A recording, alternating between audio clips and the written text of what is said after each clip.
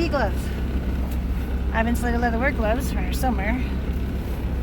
Wool gloves for when I'm not fueling. You can buy the ski gloves for like $10.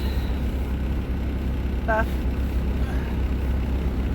You don't cover your nose if you wear glasses. You'll get fog in your glasses. You'll end up like, anyways, wool hat.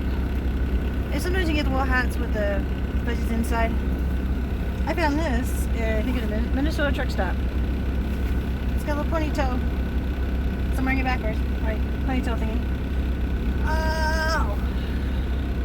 Oh, hat here. Let's not even talk about that. This is the parka I got on sale in freaking Nebraska. Okay. There's a wool sweater and a long sleeve t-shirt under here. Hold that thought. And these are ski pants. They're like hiking pants, but they're ski pants. Underneath there are leggings. Oh wait, long johns. Because they have a wider... And then boots. I have boots come up to here. And they go on the outside of your pants. They pull on. These are actually insulated leggings. They're thicker than normal. Those are wool socks. Yeah. Yeah, normal socks. They're just wool. And I don't know if you can see the inside of there's fleece inside of these pants. Hiking pants.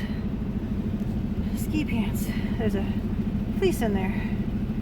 Yeah, and the pocket zip on the ski pants. I'm like, yeah, that's a good idea if you're skiing. The last thing you want to lose is your wallet. You'll never find it. Ugh. There's a dog. We are in Minnesota.